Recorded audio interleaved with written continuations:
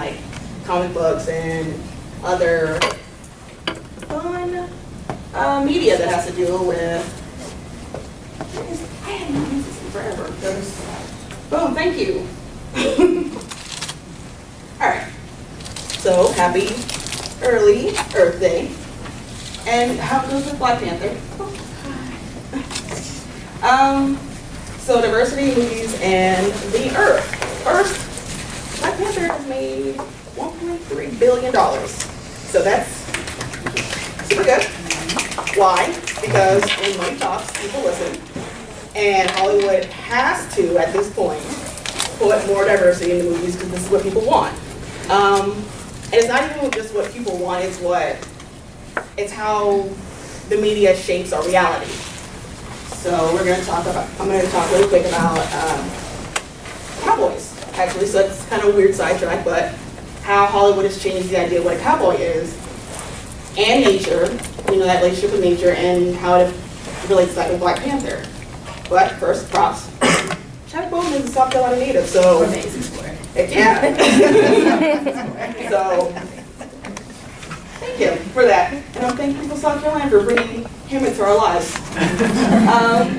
So when you look at cowboys, or you think about cowboys, you see this, rugged white man out in the fields fighting Native Americans, or cowboys and Indians. When in reality, the cowboys and Indians were the same people. When cowboys started, they were vaqueros, which they couldn't pronounce it, and they called them buckaroos.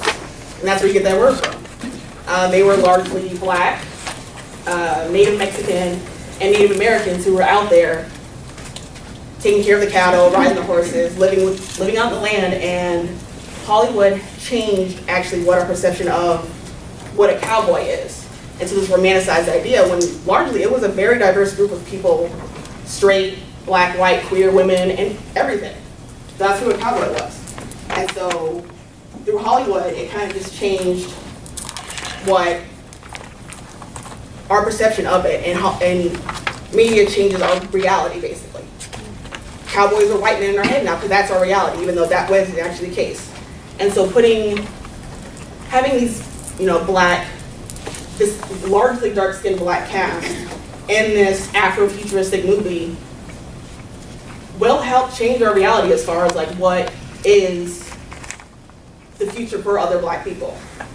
And so going into Shuri and technology in the youth, she was the head of technology. She's in the Marvel Universe, she's canonically the smartest person on Earth. And it's not even that she's smart, it's that she was actually just given the opportunity to be smart. Because, but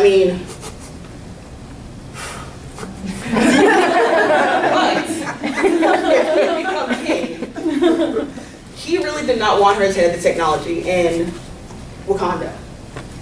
She, in her role with her brother, she was actually given the opportunity to do great things for Wakanda. All the technology, everything that they did as far as their advancements, she was the head of it because she was given the opportunity. And then that's had a lot to do with youth, because one of the questions was youth involvement with technology. It's not even so much as having young people be involved, it's giving them the opportunity to be involved. There has to be people who are like, I'm doing this program, do you want to be involved? And not shutting the door out for them, because she would have been shut out the door if a beautiful man had become king of Wakanda. And also youth and e-waste. So I just wanted to point out that the creative director of Black Panther, yeah. The creative director of Black Panther was a black woman, Hannah Belcher, and so was the costume designer, Ruth Carter. So they're also black people in front of the screen and behind the screen, making the movie what it was. And how the technology of Wakanda was so seamless, she did that on purpose, because you wanted to still be grounded in the real world, as well as reflect her and Ryan Coogler's, am I saying his name right? Mm-hmm. Their roots as far as traveling by train Like, tech in Wakanda is so, it's just minimal. They've changed just enough to actually make themselves to live, but like the waterfall scene, that's just a straight up waterfall that they kind of close off for a minute, and they really don't disrupt nature like that. Or waterfall. Shuri's lab has an exposed rock background. It's not a competition. They're not competing with technology. They're living with it, and it's their nature. So even though she has this high-tech lab, it's built into the stone walls. This is actually one of my favorite things in the movie, is the dirt road. And there's one strip of vibranium keeping that trolley up, because they could have a whole vibranium street. Well, what's the point? This works perfectly fine. It's still connected back with nature. They're not separating themselves from nature. There's no competition. It just exists. There's no fight with it. And I don't know if you can see in this picture, but a lot of the buildings actually have plants growing on the side of them. Also built to the mountain. And so that goes into elements of Afrofuturism, where I don't know, a lot of people know what the term is, but it's a speculative fiction form of fiction. A speculative form of fiction, I'm sorry. About the future of Black people and science fiction and fantasy. If you listen to Janelle Monáe, she's an Afrofuturist artist. Another band, Clipping, Afrofuturist. Different artists, different authors, N.K. Jemisin, Olivia Butler, consider Afrofuturist because it's a future of Black people without that heaviness of oppression, but still talking about it. There's a future. I don't know how to describe it. I know when I was growing up, the big joke with the Flintstones and the Jetsons was, there's no Black people in the past and there's no Black people in the future. So like, what are you living as? Like, we're just living right now. And so Afrofuturism was, your Jetsons in the future, but with Black people. And that culture and that connection back to it without having to go, oh, we're all one race, we're the human race. No, we're Black people and we want to have our future too. And that's what Afrofuturism was. But like going into e-waste, it's kind of, I know when I got the question, it was asking about e-waste, but like even if it's not just e-waste, it's other products too, just telling you to buy more because the future's bleak. You're never gonna retire, so buy more boots. Like, that's crazy. That's a bad way to like live your life. And I know it's kind of like I have a hard time with this question only because I'm 27, so I'm in this weird like limbo where I still had a VHS player and I still have one. And so like, it's still keeping hold of that old stuff, but like moving into new technology where it's like, gotta have this new phone, gotta have the computer, gotta have this new whatever, and making more e-waste as like a young person. But like, I think with the movie, it feels so much like, less like I have to compete for new technology and actually get a better relationship with the technology I have. I can still use my old VHS player because I'm a hoarder, I'm gonna keep that forever. But I'm gonna use the technology I have for right now. I'm not gonna throw away my computer. It's a perfectly good computer. There's that changing relationship with technology is such a big thing in that movie that I can't wait to see more of it whenever they make more movies in this genre of Black people in fiction and fantasy, because I think that's hard for some people. I mean, for a lot of Black people, living in the city is the safe spot. You leave from the country because there's the KKK, there's rednecks. You really don't have that connection back with nature. But like changing how you feel about nature, like people growing these organic gardens on top of their homes at this point. That's what Black Panther was to me, was changing that relationship with nature as a young person. Oh no, yeah, I do. I also draw, and so I'm gonna plug my art. But that's it. And that's just some sources I have. But I hope I didn't ramble too bad.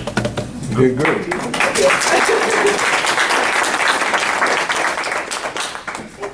Fantastic. So hopefully some good food for thought from that. Other questions? So he's back on. Yes.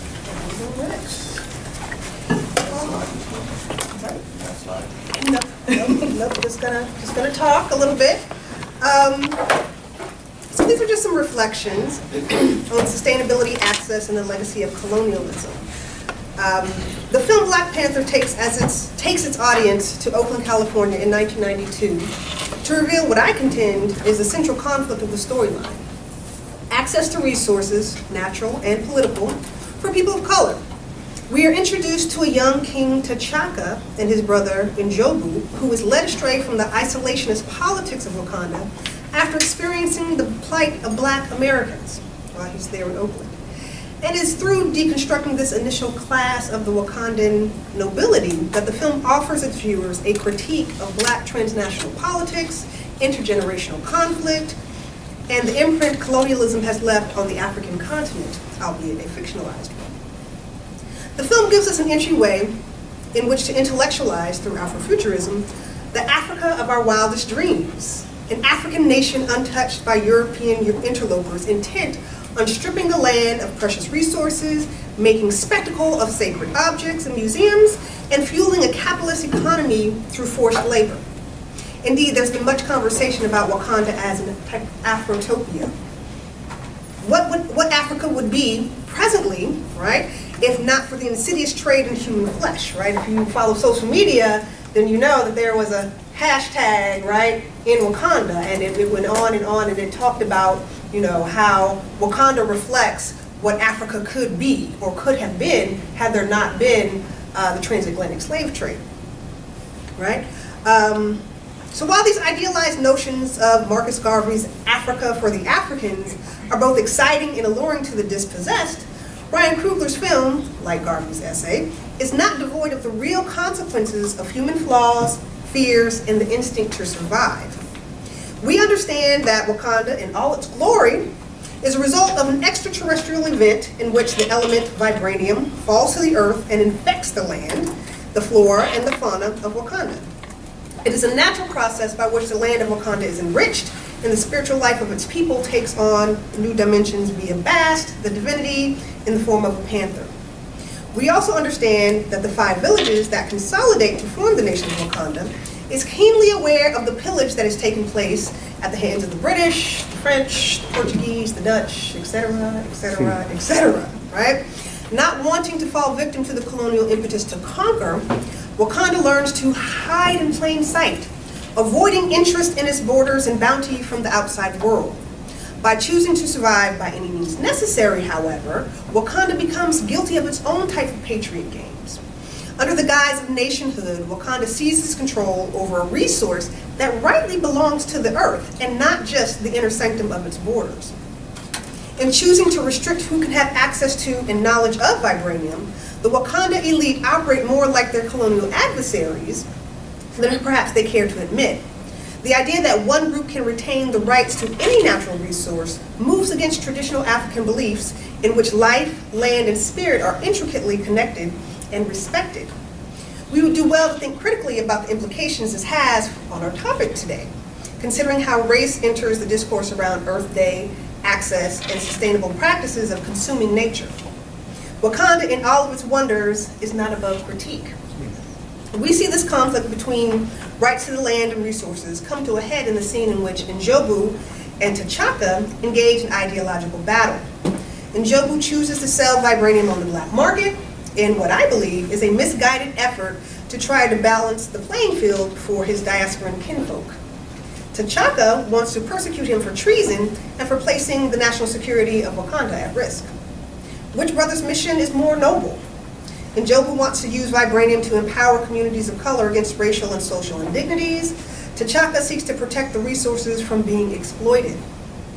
The real history of exploitation is quite visible in the West. For centuries, gold has been mined from Ghana, diamonds from the Democratic Republic of Congo, mahogany and ebony timber from Liberia, and as of late, the southern white rhino has been poached to near extinction, right? That was a story that came out just a couple weeks ago. In this context, it seems reasonable for Wakanda to hold its secrets tight and doggedly protect its borders. But the storyline does not make the resolution that simple. One might even argue that with all of its technological advances, Wakanda is exclusively guilty of exploiting vibranium for its own purposes. T'Chaka's political convictions lead to the violent death of his brother at his own hands. Does his actions and motives align him more with the colonizer his daughter Shuri calls out later in the film? This is a question we must contend with as the film turns toward the historically tumultuous relationship between continental Africans and black folks of the diaspora. For Eric Killmonger, his positionality determines how he interprets the politics of Wakanda. He represents, for me at least, the disenfranchised, underserved, stereotypically violent, fatherless black child living in poverty that American racial disparities has created. Only his fatherlessness is a result of T'Chaka's myopic view about how to allocate vibranium and not the American brand of racialized terror and violence. While Wakanda, as far as we know, is not implicit in the trading of human resources for guns, ROMs, and mirrors, Killmonger's character symbolizes the half-caste or slave baby, to use a colloquial phrase from Ghana. He is of Wakanda by DNA, but his experience of displacement and abandonment by his Wakandan relatives mimics the experience for descendants of enslaved folks, particularly in America, who have socially and legally been denied access to all the amenities of citizenship. Safe housing, equal protection under the law, healthy food, quality education, the list goes on and on. Killmonger technically serves as the villain of the film, but one of the most valuable aspects of the film that I see is that it articulates how a person like Killmonger evolves into such a pathology wherein the oppressed becomes the oppressor. Stigmatized by his black maleness in Oakland and rejected for no apparent reason by Wakanda, Killmonger has been choked off from two sites of home. Home being a place one usually considers safe, nurturing, and communal. He suffers from racism and poverty in Oakland while being fully aware of the Wakanda's ability to save him and offer him a better, more sustainable existence as a person of color. His resentment at being denied access to his father, to a better quality of life, is shaped by Western ideologies that rely on violence to beget submission. It is not by chance that Wakanda, always seeking to protect and sustain itself outside of the realm of colonialism, is usurped by a figure who embodies the worst characteristics of imperialism. Once assuming power, Killmonger lays waste to what in Wakanda is probably its most precious resource, right? The heart-shaped plant, right? That gives the Black Panther its power, helps to heal. Once assuming power, Killmonger lays waste. I read that part. Sorry. I recall the audience, as I was sitting in the theater, I recall the audience's distressed reaction to the sacred space where the heart-shaped plant was cultivated being set aflame, right? Everyone was like, oh, like you know, it was blasphemous, right? To burn that sacred space, right? And to destroy, right, all of the heart-shaped plants, right? Because then, you know, the problem becomes how do we get that back? Once we destroy it, it's gone, right? So even the audience had a visceral response to that. It is likely one of Killmonger's most selfish acts, but is it any more selfish than Wakanda keeping the plant, another natural resource, from the universe to itself, natural resource from the universe to itself, rather than using it to heal and advance medicine across borders, right? Something for us to think about. It begs the question of whether Killmonger is indeed a villain or simply a monster created by Wakanda's own design. There's a lesson to be learned here, and our hero, T'Challa, appears to be a quick study. Killmonger's angst and violence are a direct result of his experience and his oppression. He takes out his frustration and hate at being ill-treated by both Africa and America on whoever crosses his path. He is the proverbial crab in the barrel, sabotaging everything and anything that may surpass his own hard-knock life. T'Challa understands, better than his father, that the isolationist policies of Wakanda, the turning a blind eye to the problems of the diasporic world when they have an abundance of resources to make a difference, is as problematic, if not more, than the destruction and chaos that Killmonger brings to Wakanda. T'Challa understands the error his father made by leaving Killmonger behind as a child. He understands that that's the reason for this intergenerational gap in wealth and resources between two cousins, right? So remember, they are actually cousins. They come from the same family, right? But their experiences are extremely different. One of the most stunning moments for me in the film is when T'Challa confronts his father in the ancestral realm and proclaims to all the ancestors that he was wrong, and that he assumes, right, that he can't go with his father. He cannot ascend to the realm of the ancestors because he still has work to do in Wakanda, right? And he assumes a responsibility for making this intergenerational gap between him and his cousin, making this right. I think that was, for me, one of the most powerful scenes, right? We see the seeming resolution of this intergenerational border conflict in the final scene where T'Challa takes Killmonger to see the Wakanda sunset before taking his last breath. And while this may heal the broken pieces of Killmonger's longing to belong and be granted access, it still does not tie up the very loose ends with which Wakanda will have to negotiate as its king decides to change the politics of isolation and reveal to the world what Wakanda truly has to offer. The film leaves us with much to consider. How much burden does Wakanda have to bear, fictionally or otherwise, for the transnational Black community's racial disparities? What will be the result of announcing to the world that vibranium exists? How will such an opening of borders and resources affect Wakanda's ability to employ sustainable practices and not deplete the limited deposits of vibranium it has? And certainly, what are some of the other real-world implications about nationhood, resources allocation, and simple human rights and access to wealth, access to natural resources across the globe, right? So these are some of the questions that I'm kind of left with, right? Okay, you're going to announce to the world, to the UN, right at the end of the film, that vibranium exists, but then what happens, right? And just to kind of connect this to kind of this neo-colonial movement that's happening, right? We know, or you may be aware, that China has its hands all over Africa, right? They're investing and they're creating infrastructure and they're creating these economic ties to Africa in the same way that, you know, in previous generations Europeans did. So how does that bode well, or perhaps maybe it doesn't bode so well for Wakanda, right? So I'll leave it at that and look forward to the conversation we'll have. Thank you. I'm prepared to leave it at that myself. Now you gotta tell us about the ancestors and the earth. Well, I didn't prepare slides and certainly didn't prepare a presentation like Camilla. I deal with the ancestors often, and I deal with the earth often because those that I know are ancestors are in the earth. At least their remains are in the earth. And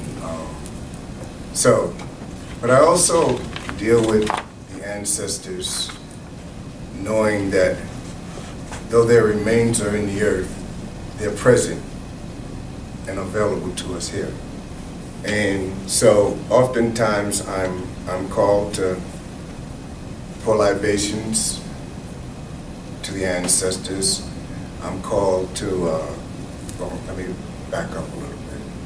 I'm a Yoruba priest, a Babalao, and in that role, I'm called to serve the community, and oftentimes the oracle that the community comes to me to help them to have access to takes us to the ancestors and things that oftentimes need to be performed in behalf of the ancestors.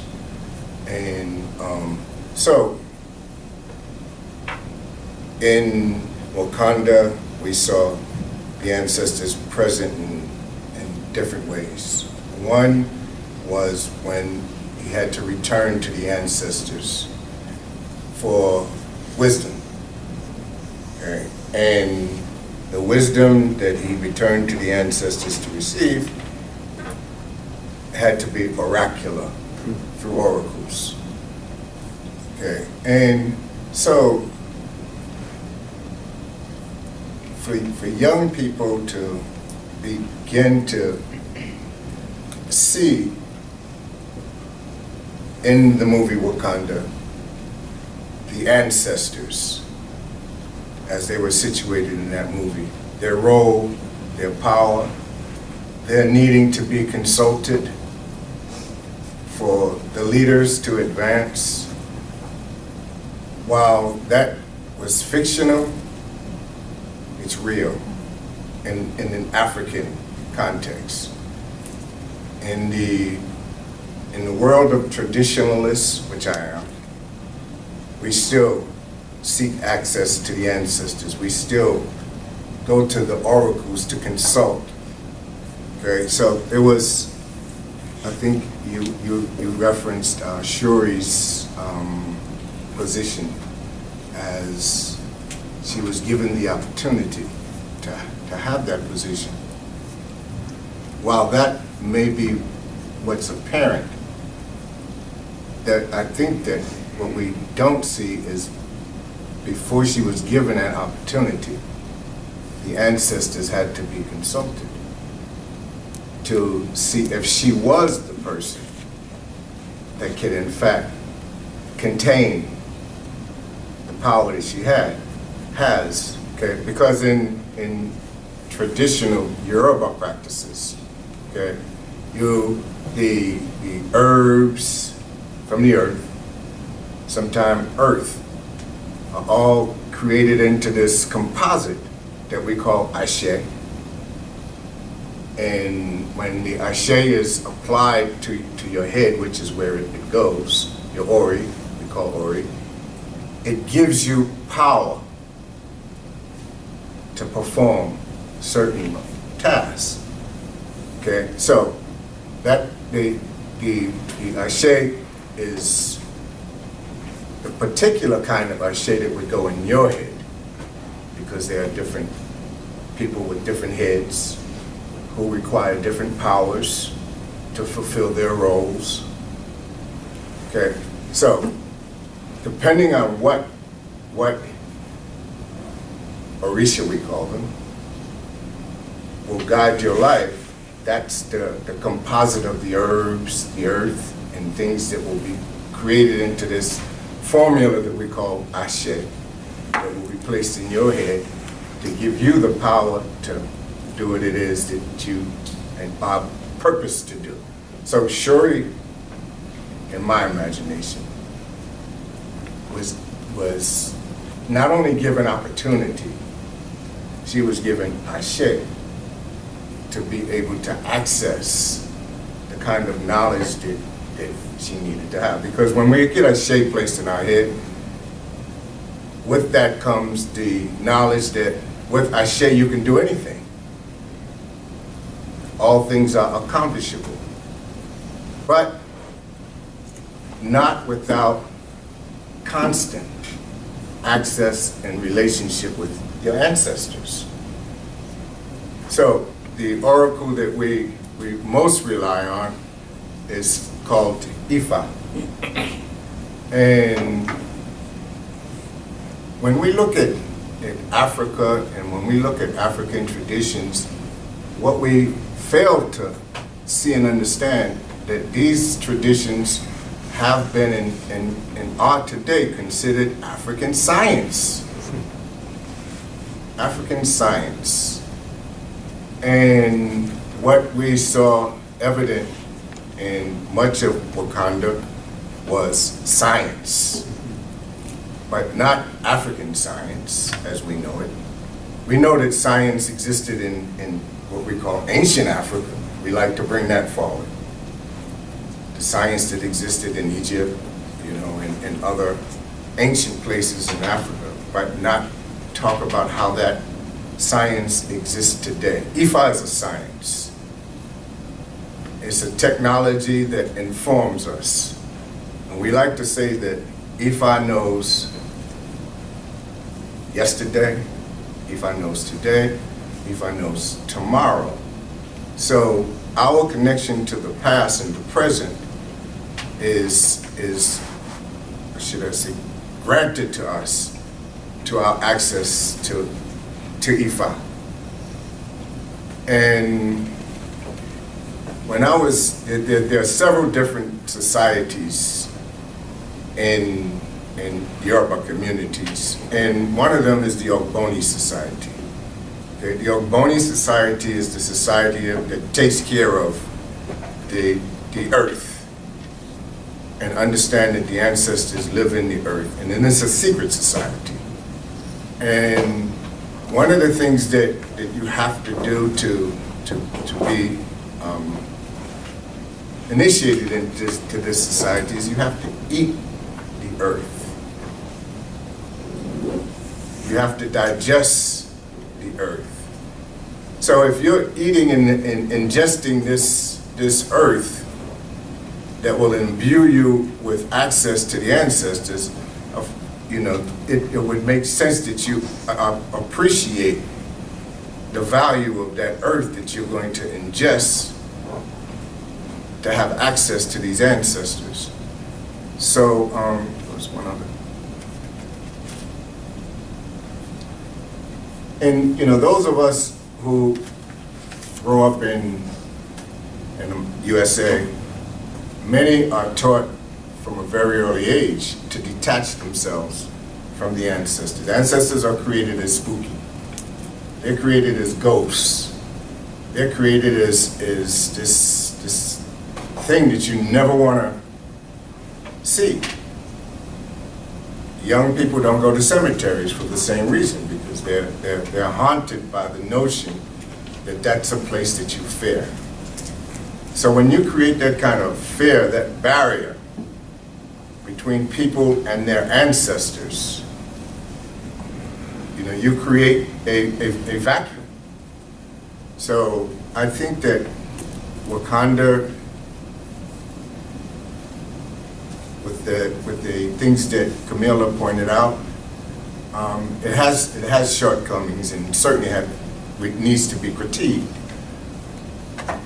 But it provides, for the first time that I've seen, a notion of our potential relationship to ancestors. So I'll stop with that.